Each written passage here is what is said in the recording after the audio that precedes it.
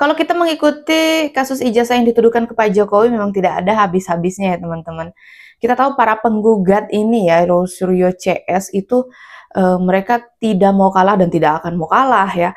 Karena mereka ini tetap kekeh supaya Pak Jokowi itu menunjukkan langsung ijazah yang dimiliki oleh Pak Jokowi. Tapi itu kan haknya Pak Jokowi mau menunjukkan atau tidak. Dan sekarang Pak Jokowi memilih untuk menyerahkan ijazahnya ke pihak kepolisian. Sekarang ijazahnya Pak Jokowi itu kan sudah ditahan di Polda Metro Jaya ya teman-teman. Dan kita tahu ada video dari pengacara Roy Suryo yang mengatakan bahwa kita harus selalu mengawal Polda Metro Jaya ya. Takutnya nanti tiba-tiba terjadi kebakaran begitu di satu ruangan tempat ijazahnya Pak Jokowi diletakkan, disimpan begitu. Kenapa doanya kayak nggak bagus banget ya orang tua ini? Aduh, terus mereka kita tahu juga ya, ada Egy Sujana yang sekarang masih berada di luar negeri. Yang mungkin masih menikmati masa-masa di luar negeri ya, karena nanti kan akan dipanggil kembali begitu.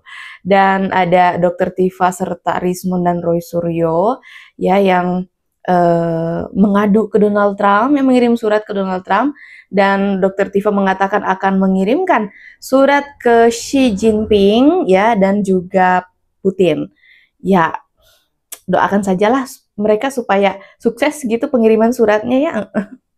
Dan balik lagi ke pengacaranya, kita tahu bahwa kalau kita searching gitu di media sosial ya, pengacaranya ini kayak nggak sabaran begitu ya, kayak gimana ya, mudah emosi gitu ya. Padahal kan kita tahu bahwa pengacara itu ya santai aja gitu ya, kalem aja gitu untuk menyelesaikan semua masalah-masalah begitu. Oke, di sini aku ada video dan aku akan ajak teman-teman untuk melihat videonya. Jadi kita langsung gas ke videonya.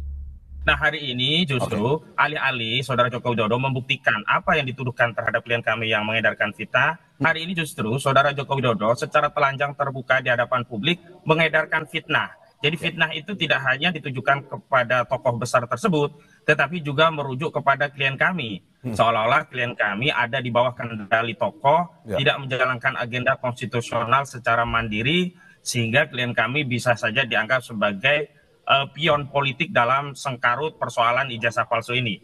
Jadi menurut kami apa yang dilakukan Saudara Jokowi, alih-alih fokus terhadap laporan ya masalah hukum yang dihadapi, dia memperlebar persoalan ini dan menambah musuh terhadap Saudara Joko Widodo. Harusnya sebut saja tokoh besar itu siapa? Apa Aguan, Antoni Salim, SBY, siapa lagi sebut saja, tidak perlu ragu-ragu. Terus selama ini Pak Jokowi selalu menghindari menyebut nama, tetapi pada akhirnya rakyat menjadi korban. Ini kan mengkonfirmasi Saudara Joko Widodo itu gemar mengadu domba anak bangsa dengan narasi-narasi umum tetapi tidak spesifik, yang akhirnya seluruh anak bangsa saling tuduh, saling klaim, dan ini adalah berpotensi menjadikan Indonesia pecah belah. Jadi ini kalau saya boleh mengomentari ya soal tuduh-menuduh ini ya, pada akhirnya saya akan memprediksikan nggak akan ada putusan yang bulat sehingga Pak Jokowi terhukum. Itu kalau menurut saya, sosok besar atau tidak itu perkara lain, ya kan, bisa saja bisa tidak.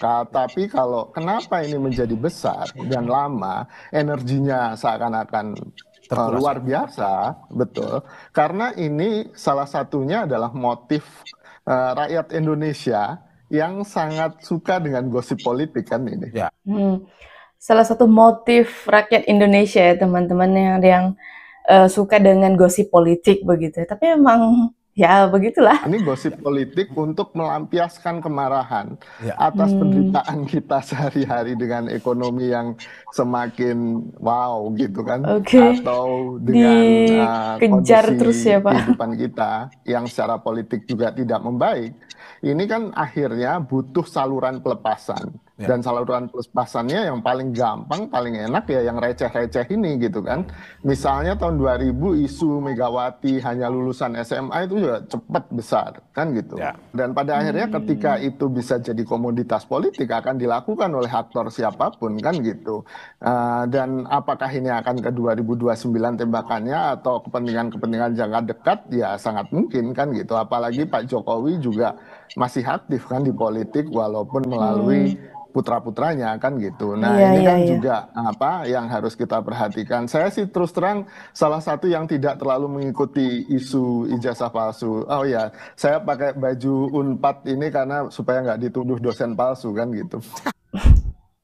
Supaya tidak dituduh dosen palsu, ada aja. Soalan tentang syarat konstitusional untuk menjadi kepala negara itu syarat yang berkaitan dengan kelangsungan hidup bernegara.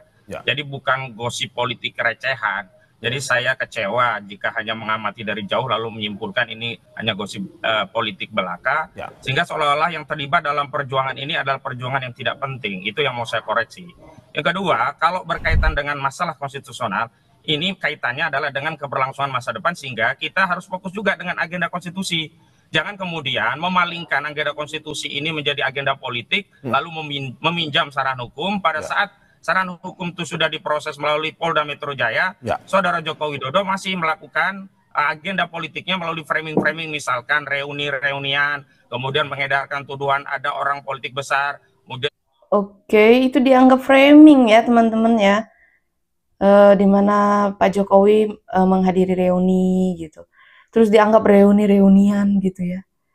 Aduh. Dan merasa ada perasaan politiknya di downgrade, kemudian feelingnya menyatakan ini itu menurut saya satu tindakan yang justru tidak negarawan, yang justru makin mengkonfirmasi ini orang memang bermasalah. Ingat, soalan yang sedang diperjuangkan klien kami ini tidak sekedar persoalan klien kami, tapi ini persoalan konstitusional tentang masa depan negara kita yang kita cintai ini, berkaitan dengan legasi berbangsa. Apakah kita rela negara kita menggoreskan sejarah pernah dipimpin oleh presiden 2 periode yang tertuduh ijazahnya palsu? Kalau tadi disinggung konstitusi, ya harusnya teman-teman lebih aktif mendorong revisi undang-undang pemilu, ya kan? Di mana misalnya soal kemudian konfirmasi, soal klarifikasi ijazah menjadi bagian yang sangat penting dari pendaftaran calon, baik itu presiden, kepala daerah, DPR, ataupun yang lain.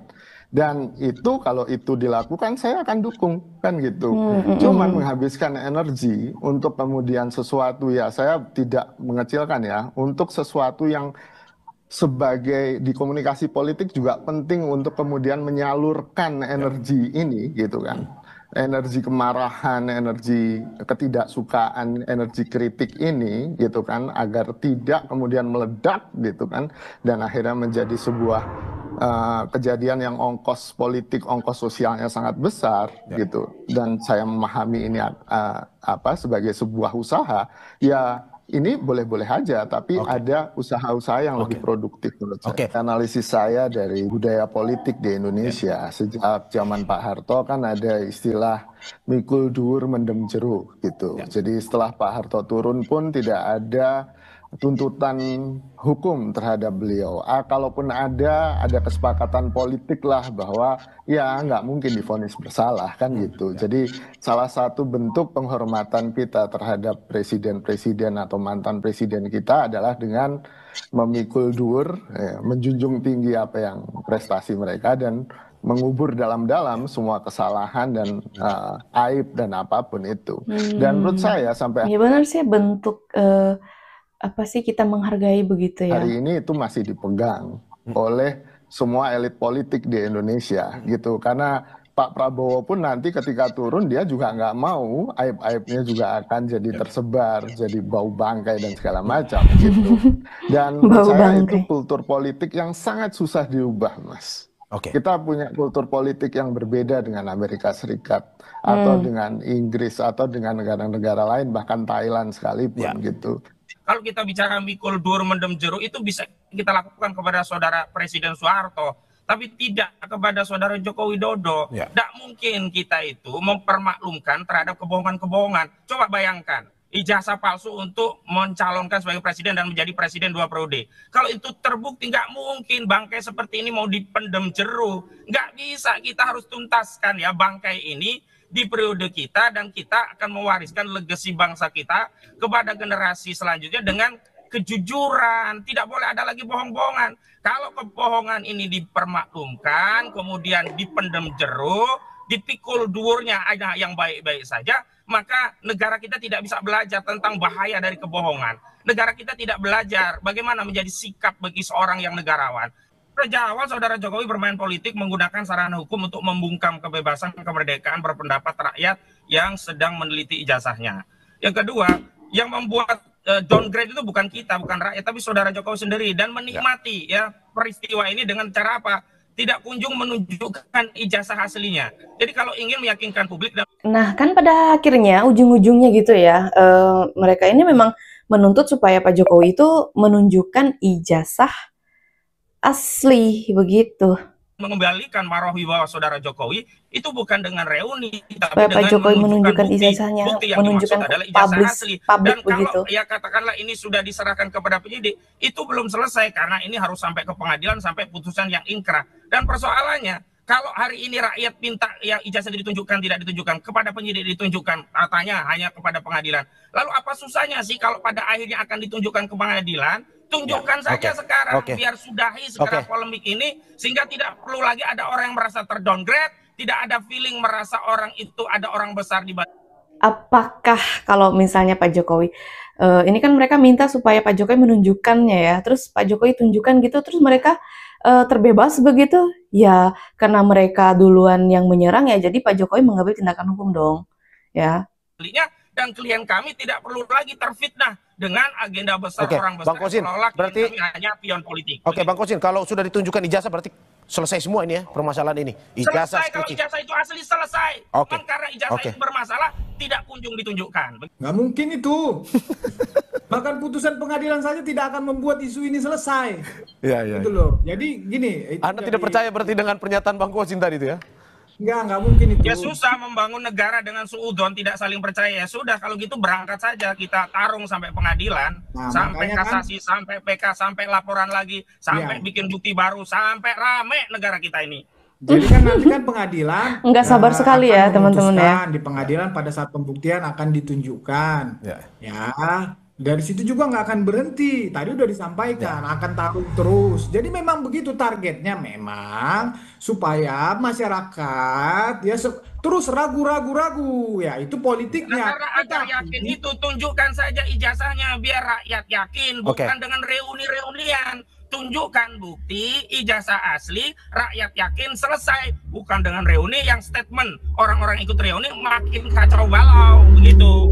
Ya, ini udah dalam proses hukum, ya. Jadi itu sudah menjadi alat bukti, udah kewenangan penyidik. Nanti penyidik bisa saja, misalnya dia menggelar perkara seperti yang kemarin, bisa saja itu tidak ada menjadi keberatan kepada Pak Jokowi, tetapi tentu itu akan dikaji oleh penyidik. Apakah melihatkan alat bukti ijazah itu akan baik untuk proses pembuktian atau tidak baik, karena akan terus itu dikatakan palsu, akan dikaji terus, akan diteliti terus yang nggak ada ujungnya. Jadi lebih bagus memang diputus di pengadilan saja, biar paling tidak ada kepastian hukum untuk Pak Jokowi. Walaupun terus digugat, dibanding, dikasasi, silakan saja. Tetapi putusan pengadilan memberikan kepastian kepada Pak Jokowi. Dari sisi hukum udah saya katakan tadi jelas. Ya, ini akan berujung di pengadilan, putusan pengadilan. Dan kami yakin Roy dan kawan-kawan akan divonis fitnah dan pencemaran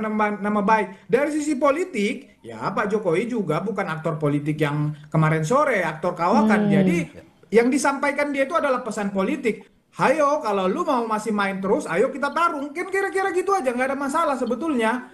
Tidak ada aktor politik sekawakan apapun, dia bisa menang melawan rakyat.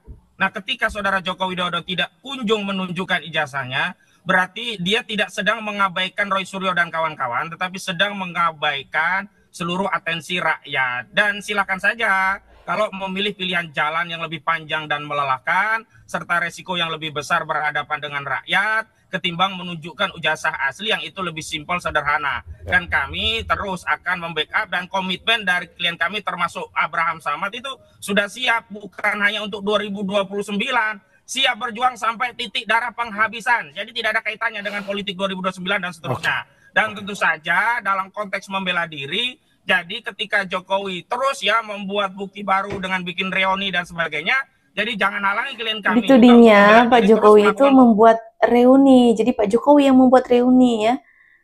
Makanya reunian begitu keterangan dari si Tompel ini ya. Penelitian, pendalaman terhadap dugaan ijazah palsu ini, hingga seluruh rakyat paham tahu siapa sebenarnya yang jujur, siapa sebenarnya pembohong. Begitu. Mas Kunto, bagaimana Anda lihat ini? Sebenarnya siapa dari perdebatan ini yang untung ruginya ini siapa sebenarnya? Pak Jokowi kah atau Roy CS sebenarnya? Ya karena dua-duanya diuntungkan Mas, gitu. Pak Jokowi juga diuntungkan dengan pemberitaan ini, walaupun sisinya negatif, tapi kan pemberitaan apapun akan menguntungkan bagi Pak Jokowi. Lalu kemudian buat teman-teman yang juga menuntut, ini juga diuntungkan karena ya Bang Kosin jadi sering tampil di TV, Mas Freddy juga sering tampil, saya juga, gitu kan juga menguntungkan. Tapi produksi wacana ini menurut saya harusnya didorong ke produktif seperti revisi undang-undang. Oke, tahan sebentar. Pemilu, Mas Kunto, ya.